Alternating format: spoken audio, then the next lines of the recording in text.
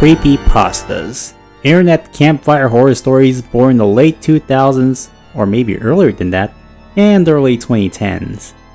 God, I'm getting old. The first time I heard the word creepypasta for the first time, I thought, huh? What's that? Pasta but scary? How can some tasty Italian dish end up becoming scary? Is it a jump scare? A screamer page? Well, little did I know, creepypasta is just another way of saying internet urban legend. I don't know what my first creepypasta is, but the others is either Been Drowned or Suicidemouse.avi. 2011 was the year I believe I became a total creepypasta addict. Like, I believed in almost every of them as if they were all real. Even to this day, I still think staring at smiledog.jpg could kill you in real life. Like, you could win a battle just by forcing people to look at this image. But then comes 2013. A certain creepypasta got popular involving a certain popular hedgehog. And from that day on, creepypastas were nothing but mere fictions. When I saw Sonic on the writing of the CD, I was actually excited to play since I'm a big Sonic fan.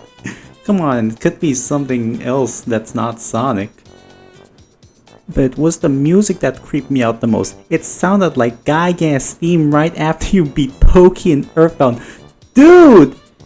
You're literally just being pranked at this point. Gygas theme song, Nintendo song, and Sega game?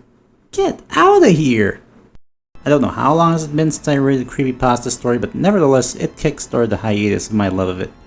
As time passed on, those classics soon became as dead as Rage comics. Five Nights at Freddy was pretty much the new cool in the block. But sometime on the late 2010s or maybe 2020, I decided, you know what? I think it's time to read some new creepypastas that are brand new and not like in the old days. Gone are the days of Slender Man and Squidward Suicide, or Happy? What? And make way for the young bloods in the block.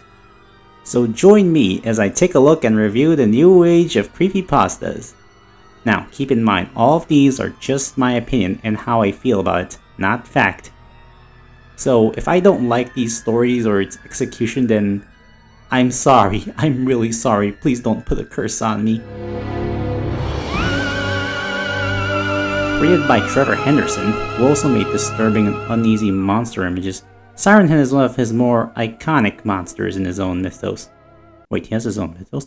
12 meters tall, rotting flesh, and with a head of a siren, the SirenHead is an otherworldly lifeform that hangs around in forests and rural towns and makes disturbing noises from its mouth, such as buzzing, statics, human screams, Fortnite soundtracks, and the latest Taylor Swift music that's enough to blow your eardrums away. Who knows? Maybe that tree you passed while jogging could be SirenHead. Or maybe the lamppost outside your house might be the monster himself. Despite being said that existed before sirens were even invented, and I mean caveman era, SirenHead has the power to manipulate technology by playing his sounds through nearby devices like phones or radios and TVs. So what the hell was SirenHead doing back in the caveman era when there's no technology at that point? Other than smoke signals, I guess. Did he cause the Ice Age or something? The Ice Age! Being a creature first seen as an image like Slender Man, there doesn't seem to be any narrative-like story, but there is a description just like Slender Man. So if you want to read it, then you could just pause this video if you want to. Done reading it? Okay, let's move on. Now I think my only complaint of SirenHead is that no one's made some kind of ARG or some live-action series just like Marble Hornets or Everyman Hybrid with Slender Man. Or at least no one has made a story series of that kind of level. I mean, there are some talented animators doing a good job at bringing him to life, but creator Trevor Henderson has been very strict with how some people use it, which is very understandable. Which is why I believe people should respect his lore. How you use him and how people not tend to credit the guy. So it's pretty obvious the intention here is to create some artwork with a bit of established lore than something that's actually real. He's not Slender Man, but I think I'll just give him 3 points.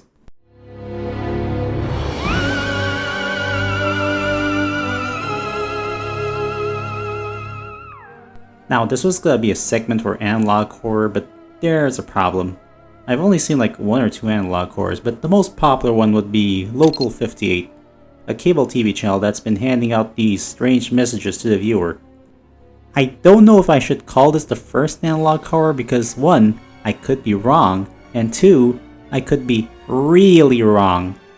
Nevertheless, Local 58 is one of the more popular modern creepypastas and one of the more popular analog horrors. Also, I learned that there's a Wikipedia page and it turns out this is the same guy who made Candle Cove. Actually, this is the channel where Candle Cove actually came from, so I guess we're part of the Candle Cove cinematic universe? Anyway, the first episode is a weather report. Pretty good start so far, but then suddenly there's this emergency alert system telling that the viewers don't look at the moon. But then there's a hijack saying that you should look at the moon, it's safe. Then I think the TV network starts to fight for control or something. So, who's controlling who?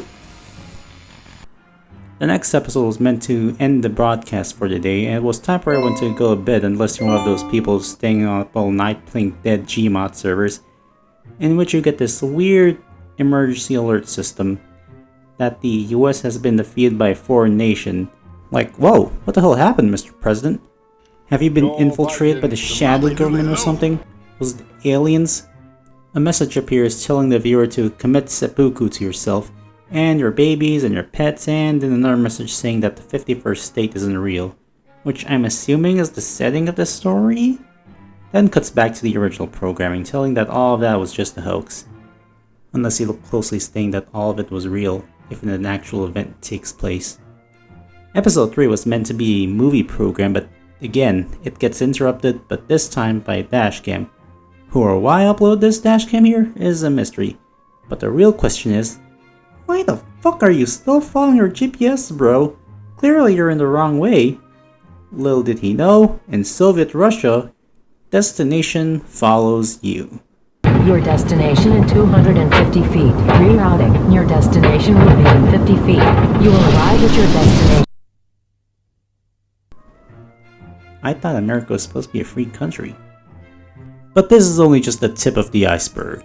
I don't know when was the last time I watched Local 58, but apparently it seems like there was an aired stream that happened months ago, and a digital transition from CRTV to HDTV. So it's clearly to me that Local 58's story is still going on. So what's going on here? Is the cable owned by a moon cult? Or is someone trying to expose the truth about the moon? Whatever it is, all I can say is that the alien theory has been debunked. So I think I'll give this 4 cinder points. I could give this a 4.5, but I had a bit of a pet peeve or nitpick, namely how at the end of the video this mysterious cable channel is telling you to subscribe. Yeah, imagine watching the ring tape, but the ghost lady just wants you to subscribe to her channel. Basically, if the ring was directed by M. Night Shyamalan. What a twist! Seriously, it's just immersion breaking. Maybe it would work if it's in the description? Maybe? But then again, Local 58 isn't a real channel anyway, so it's fine, I guess. That is until they learn about lost media cable channels.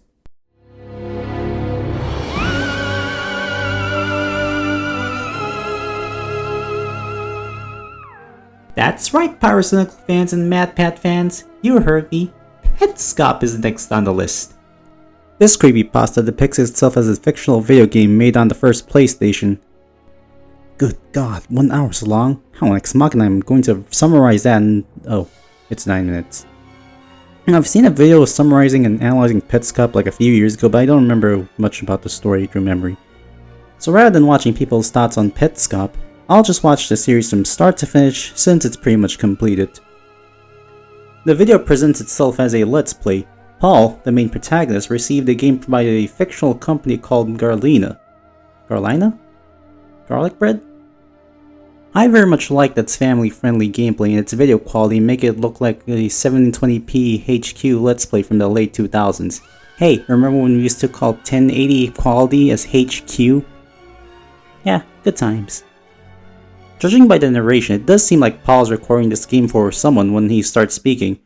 Anyway, the game itself acts like a cute puzzle game where you need to collect and rescue pets for something. Now, the real beauty of Petscop is that it successfully captures the feeling of playing an old PS1 game. Hell, probably even better than all those indie games you find that tries to emulate that. I'm sorry I had to say that. But I personally prefer PS1 games that actually look like PS1 games. But enough of that. Where does the horror come into show? Is the game secretly a cursed haunted relic containing the souls of the dead? Or is it secretly a quirky, cutesy, Earthbound-inspired game that's secretly about depression? Well, as Paul pressed an input of buttons like a cheat code, he was able to discover a hidden underground dark area. Was this an unfinished part of the game? Or was it a fucked up Easter egg? At that point he still collected money, but at the same time he rarely starts talking. Paul would find a child's grave, a crying kid, and a strange sculpture where he would ask questions. Eventually he finds this weird painting thingy which gives random rooms depending on the faces.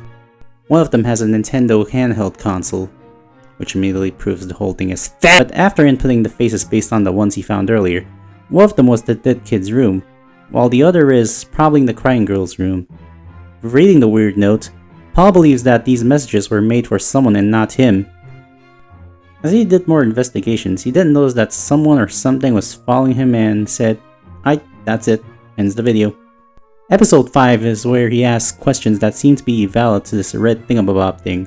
Who's Tiara? Who am I? Where am I? Who are you? Sadly for the last one, the answer, just tells us to turn off the PlayStation. Another great thing about Petscop is that things take too long to respond, and I know these problems tend to be solved by the power of skip editing, but you gotta remember, this is an unfinished and incomplete game, which adds another feeling of believability. That could be a glitch or a programming error. At the end of episode 5, Paul says that he wants to end the video right there, then all of a sudden there's a last minute scene of Paul answering another question, but was it really Paul? Or was it someone else playing the game?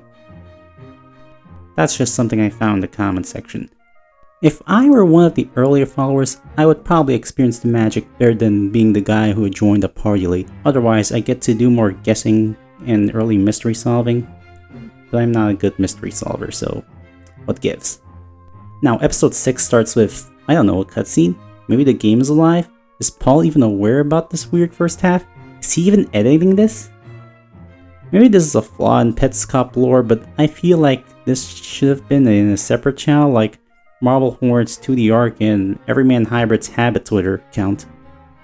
I'm not really sure. Could be wrong since I'm currently 9 episodes by the time I'm reading the script.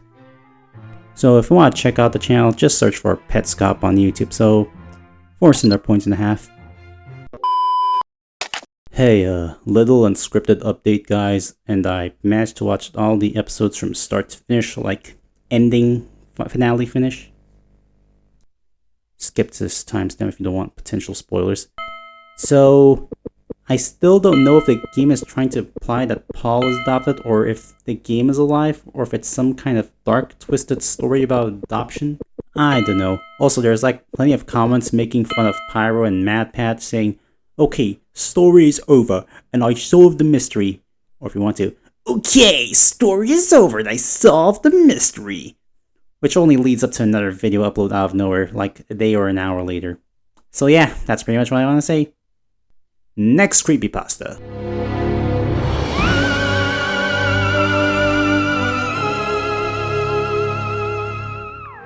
TheSunVanished is a Twitter ARG made sometime in 2018, I think.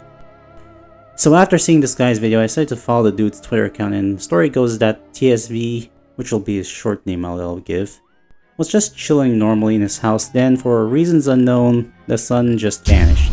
Bad! What the hell happened to the sun? Even the electric powers are off and have shut down, so what the hell is going on there? All we do know is that it could be the work of aliens that flicker and flash with their heads. They also seem to have the power to make waters dark, which make you go crazy. There are at least 3 accounts you can follow in the TSV-verse. There's the OG SunVanished, Tucker, and Nat. The coolest part of TSV is that you have this voting system that affects the plot in real time and kinda makes you wonder what would happen if we choose the alternative. Should I trust Daniel? Like, dude, he's probably aware of your tweets. Now here's a favorite tweet of mine. A user asking TSV that the sun is already outside, like it made him confused. This actually adds more creepy factors to it, like, if the sun is vanished, why can we still see it? Is it some kind of curse to different people, or are they trapped in some alternate dimension? And we're just the lucky ones. So in the end, what is the sun vanished actually about? Well, it's a marketing tool for short romance games. Thank you so much for watching, and this is Cinder logging off, and have a happy Ah, just kidding. Yeah, believe it or not, after the announcement of the short film, I actually thought this is where the story ends. All of it was just a marketing gimmick for a short film. Well, I was stupid, and I was wrong about that. Bruh. Because by the time I was working about this video script, I was thinking about trying to follow the account to see if there's anything new. I was like, only to find what the fuck? What's with this anime stuff? Is this part of the RG? Because I'm kinda confused. My god, this account has become more active than it used to be, isn't it? Look at these dates! What the hell did I miss? I should have never unfollowed him, have I? Sweet Deus Ex Machina, I can't even scroll down in his tweets. It's like I almost have the Marble Hornets delete their videos without an archive. Look, I'm sorry if I keep bringing up Marble Hornets or Everyman Hybrid, but it's just that some of these ARGs have connections, you know. I'm hoping someone out there has archived the tweets, but god damn it. Yeah, it appears to me that the only way to find them is by searching the right numbers and right words. But even so, it does seem like accessibility in getting into the story from start to finish isn't the strongest point in this ARG. Sure, I could just watch someone summarizing it, but this is like a real-time live-action ARG. So I do think that the best way to experience this is if you follow the journey from the start, and since I kinda unfollowed due to, well buddy, it's all just a ruse for a short film, then consider this a lesson to other ARG creators and followers, especially horror-themed ones, to not break character. And it does seem like you broke character a lot. I love anime! You know what? I'm going to get some hate, but 2.5. Hi. Another unscripted update, guys. Sorry for the background noise. So I just discovered that there is a collection of tweets that archives the old tweets. I don't know how I didn't see this. My god, I'm so stupid. But at least I can find out where I left off. Maybe. So I guess I'm gonna update the score back to 4. Whew, that was a close call for giving it a low score, right? I just wish that there's not enough character breaking though. Next creepypasta?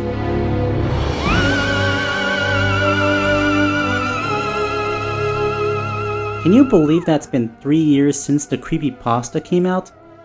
Every copy of Super Mario 64 is personalized is a creepypasta that each game cartridge of SM64 you own is unique than the others, and is slightly different that may contain anomalies because apparently inside the game cartridge there's some AI that personalizes the player's preferences and experiences for a game. I think this creepypasta got popular because of a certain iceberg chart that someone made. It's thanks to that guy for putting the creepypasta there. Iceberg videos have pretty much been blowing up for 2 or 3 years. My favorite Super Mario 64 iceberg being the one made by Sunflower, and I actually played with that guy in Gmod Hardcore's RP. Unfortunately, his friend deleted the video and this is the only evidence of its existence. So Sunflower or Mr. Banana Bread, if you're watching this video, thank you. Thank you so much for creating lost media history. I can't wait for someone to make a Cinder Unit iceberg chart if I get famous one day. Can I get a 1K before the end of 2023? Anyway, what makes this creepypasta effective is that it plays on the feeling of misremembering things when going back to an old game you've played from your childhood. Stuff like that makes you want to say, hey, this wasn't here before, or I could have sworn that was the solution of this puzzle. I don't remember why you're being in this game. Wario buddy? You okay, pal? Why you chase me? Wario? Wario? And let's not forget the infamous 1995 beta conspiracy that may be the one containing the personalized AI. Who knows, maybe the copy you own actually has Luigi in the game. Coupled with the fact that Luigi was found in the game in exactly 24 years and 1 month in a leak? Like, this alone makes me want to say, holy shit, it's real! That personalized AI is real! Oh, and it spawned a bunch of recreations on what it would look like. Seriously, it's kinda weird how all of a sudden, once this creepypasta came out, everyone is doing like some kind of school assignment of, okay class, you better make your own Super Mario 64 personalization video.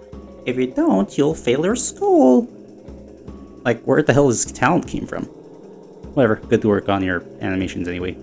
Lots of them are good, some of them are alright, but my favorite recreation is the one made by Luxury Station. Seriously, I'm not going to spoil the video, but it's short so you can watch it now or later. If creepypastas ever had a final form, then this video is basically it. It actually crosses the border whether it's fiction or reality.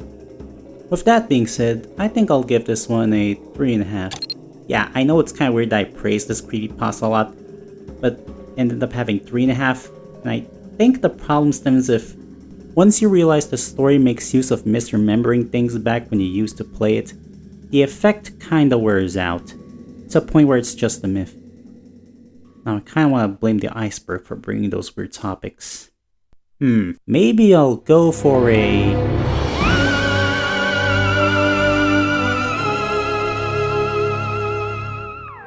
Go for a Punch. Also known as Saki Sanobashi in Japanese, Go for a Punch is said to be a deep web or band OVA animation of 9 high school girls trapped in a bathroom with no windows or doors.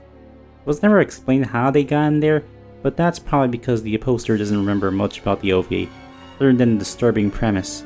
Basically a lost media creepypasta, because lost episode creepypastas are dead anyway. And when there's lost media, you can always rely on the lost media YouTubers in the community to solve the case. One of the few things that the poster remembers is that the girls spend a lot of time talking and philosophizing the state of the current situation. Eventually, almost all of them just give up and, well, they all just commit seppuku. And maybe fight to the death or some crap like that. The OVA is 30 minutes long, so what are they doing for most of the time there? The poster said they won the world record for character development, because that's what happens when you're trapped in a single room. So what are these character developments other than turning a bathroom in a philosophy class into some gladiator arena? I get 20 to 30 minutes as basic episode time, but come on, what else were those girls doing? Eventually, the lost media search got so popular and so huge that the original poster decided to come out and admit that Saki Sanobashi isn't real. It's all just a made-up fabricated story that they thought would be fun to do. An idea so fucked up that people could believe it and might be real. Despite all of that, some people don't really believe that this is the original poster and people are still trying to find out if it's real or fake. I don't know about you guys, but I know how it feels to be that guy who also felt the same way, still thinking that could be true. It almost feels like I traveled back in time to see my past self, huh? I was originally gonna give this a 5 until I realized, what the hell am I thinking? So I'll give this a 1. I feel like the problem is that even if Saki Sanobashi was real, it applies basically to like most 80s Guru OVA animations. So why do you need to find Saki Sanobashi when there's already plenty of disturbing OVAs out there? Good work for the fucked up imagination, but that's pretty much all the praise I could give. Next creepypasta?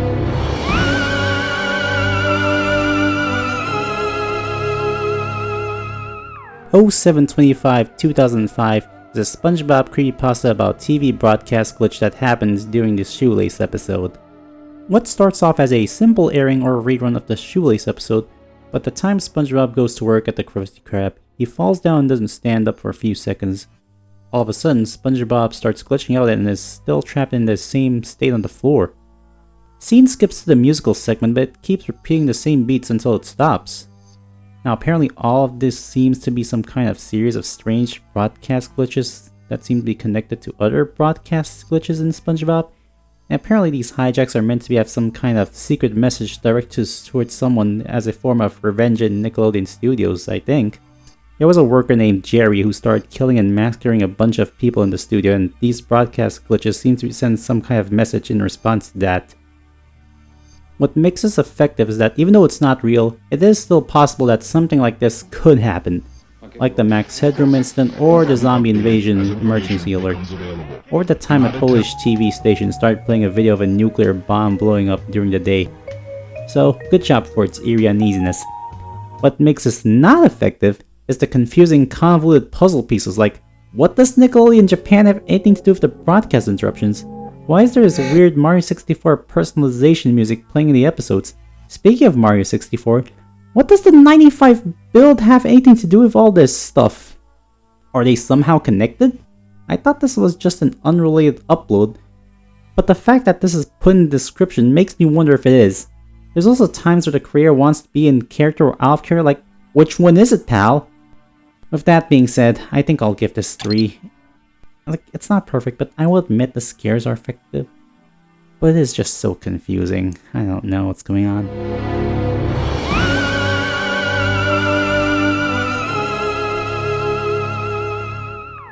This creepypasta is, well, about piracy screens. Although all of the piracy screens I found are usually fake, and 99% of these fake piracy screens, most of them are content are so edgy that I could forge a sword sharper than diamond swords. I mean, good work to all of you guys for making it look real, but I'm not really a huge fan of all of it uses the same premise. You bought the game, play the game, and uh-oh, DRM de nouveau activated, and now it's telling you to buy the real copy. So here's some emo edgelord message trying to kill you. Now eventually someone did try to create a series based on these fake anti-piracy screen trends, and it's the one made by Joey Perleone. Now I think what Joey's trying to do here is to document and archive a bunch of anti-piracy screens and share them online. I mean, it's just gameplay footage so people can know what it looks like. It's not like you're trying to upload a full movie or something. Oh shut up, piracy is a service problem. And also the fear of asking your parents for their credit card. Ugh. Now what I liked about these videos is how the creator was not able to find not one, but more anti-piracy procedures just like Spyro. But then there was the infamous episode where the uploader gets arrested by police. Now, kudos to Joey here for renting a police car, or maybe he has police friends or family helping out. But at the same time, I feel like this is where it also shows its flaws. My biggest problem with these videos is that you have a main character that's been publicly posting these videos just to share what these anti-piracy screen measures look like. So why not just have him say, "Oh actually officer, I'm doing this just to document and archive it in the Mario wiki pages." Yes, he will get arrested, which would lead to the cop saying, "Well, tell that to the judge, kid." At least give the main character driving motivation why he's doing this. But hey, I guess people are just stupid, right?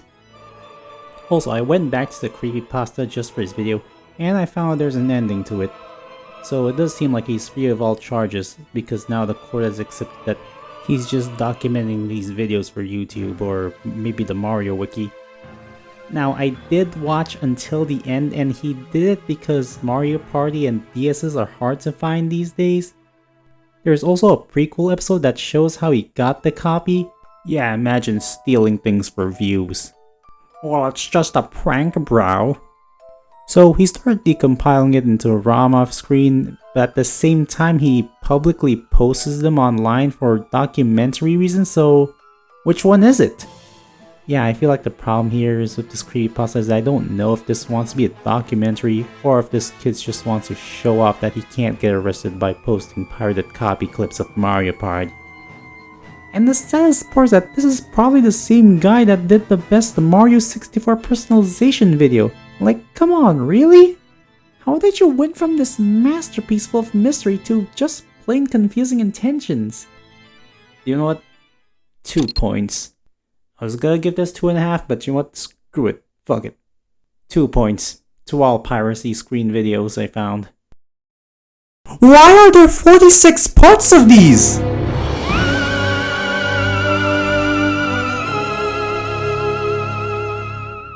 Now for this segment, I'm going to put 3 different source engine creepypastas, since I think these are the popular ones on the block. There's Classic GM Videos, Gunslinger Pro 2009, and Anomade's Interloper. Let's start off with Classic GM Videos. The premise of this story is about a guy re-uploading his old Gmod videos he used to create on YouTube.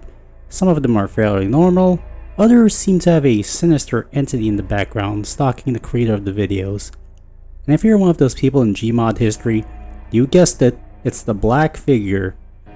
In the early days, the Black Figure is something people would talk about like Bigfoot or UFOs in Grand Theft Auto San Andreas.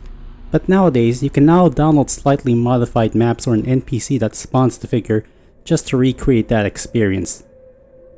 So why the hell did it took this long to get a mod of this?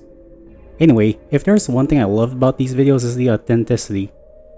The bad quality Half-Life 2 characters being used instead of TF2 characters, and the use of Windows Movie Maker. It just gives the feeling that all of it feels like it's made in 2006 or 7. I even love how some of these comments act like the old YouTube days. I just love the mystery and the lore surrounding all of it. There's plenty of theories about what the hell is going on with these videos, and I'm not gonna spoil them since Both of them may be true. The videos may take too long to be uploaded, but you know what they say, you can't rush art. Or maybe it's because some of the video files are still corrupted. It ain't finished, but for now I think I'll give this a 5. Next up is Gunslinger Pro 2009. This ARG started off in 2017, of Sniper being a book, then the video cuts off in black. Then the creator would just stop uploading anything until 2019. Buddy, what are you doing back there? What made you finally upload so long? It basically follows the same premise as Sniper's book, but something's not right with the spy. Right after he uncloaks, he starts moving around realistically, scared and breaking the fourth wall. So what the hell just happened there? Well, unlike classic GM videos where the Black Ghost is the monster and antagonist, Gunslinger Pro instead twists the formula by having the player as the villain. Think Toy Story 1, but by the time Sid learns that the toys are alive, he just shrugs it off like a normal day and keeps the toys to have them continue getting tortured like it's a fucked up alternative bad timeline of the Toy Story movies. He uploads slower than classic GM videos, but regardless, I think I'll just give this a 4. Actually, what? 4.5 for twisting the Source Engine horror formula. I may turn 50 by the time this series is finished. Ugh.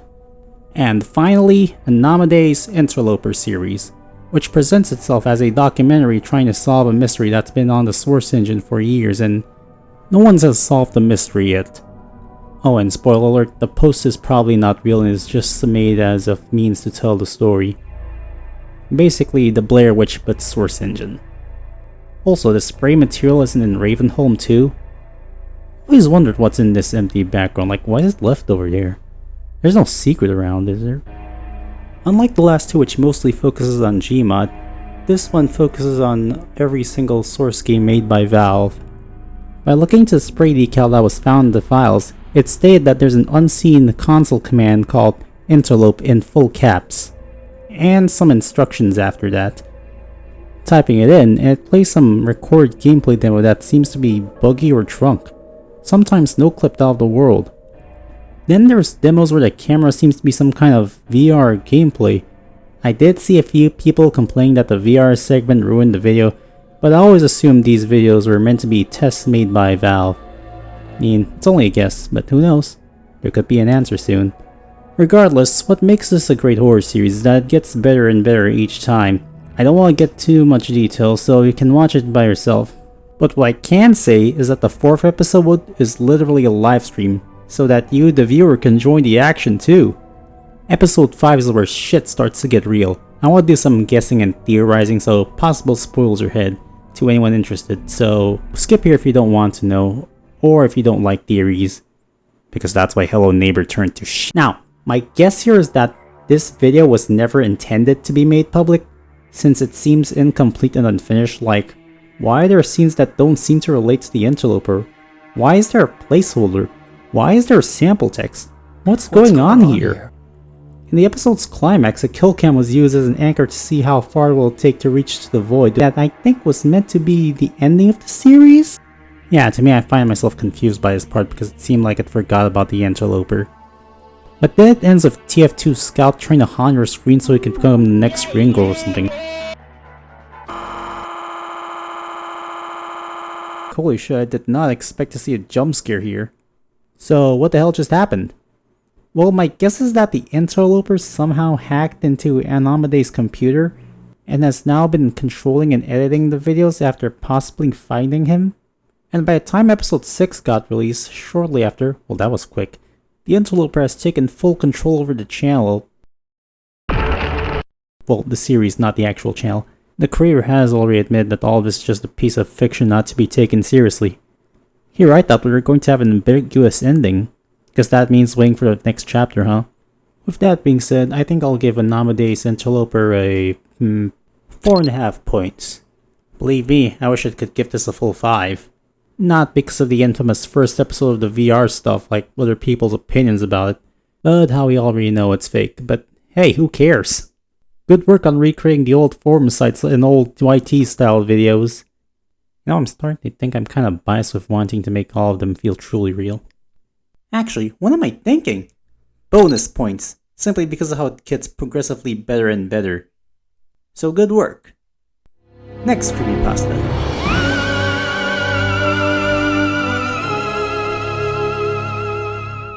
Now, if you haven't seen my older videos, I've already said how much I hated the Backrooms and how much I made fun of it.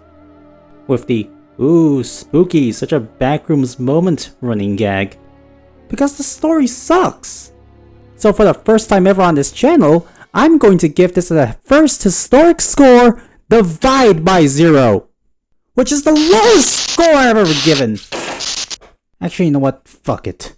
I'm going to rant about it again for the billionth time again. You see, the biggest problem I have with the Backrooms is that it's just based on the idea that the world is a simulation and everything is fake. If you try to break the real world's game engine, you get no-clipped by accident to an empty, unfinished hotel building interior. Like, the idea is just nothing new or mind-blowing. It's just Matrix fanfiction. It is Matrix fanfiction. That's pretty much what it is. It is Matrix fanfiction. Have you guys not owned a Windows 95 before? Because there's literally a backroom screensaver. It is not scary. It's just not scary at all. But wait, there's more. In 1997, there's a movie called Cube, where strangers wake up in an empty room and they have to get out of there. Sound familiar? Backrooms. 2003, or 2008 if you're American, there's Kamen Rider Ryuki. If you aren't careful enough, you might end up getting no-clipped by the reflections and get chased by backrooms monsters in an empty world where there's no people. Langoliers, a Stephen King book where an airplane gets no-clipped into the past and now they have these flying meatball things that want to eat anything that's still in the past because it's their job. Sound familiar? Backrooms. Daddy, no! Make them go away! Please make them go away! SpongeBob SB129. Squidward breaks the time machine, which in turn breaks the game engine and gets stuck in an empty void. Sound familiar? Backrooms. Mighty Morphin Power Rangers Episode 2! The second episode! A monster spins a skull and no-clips the Rangers out of reality to trippy world. Sound familiar? Backrooms. And they did this again in Power Rangers Zero Episode 40. There's a mansion with a glowing roof that no-clips you into a mining cave and you get stuck there forever. Sound familiar? Backrooms. It's just nothing new! These tunnels are endless. We gotta get out of here. Like, I just don't get why do I keep seeing these everywhere? It's just a trope without a story. That's my biggest problem with the Backrooms. Heck, you can even call Saki Sanobashi a backroom story. There's just nothing gooder than, funny memes. And apparently SCP-173 is in this one?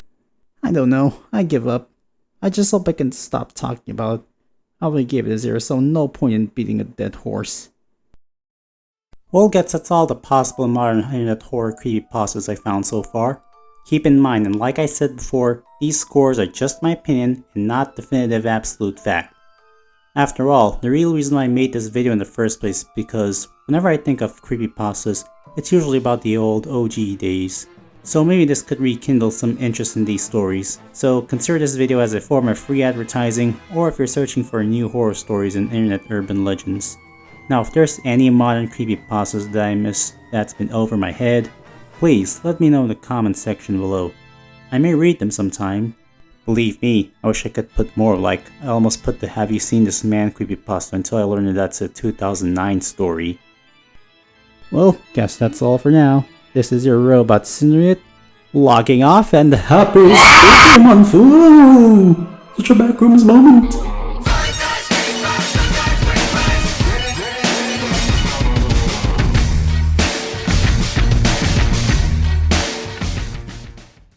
So, do you think my Halloween costume is too scary?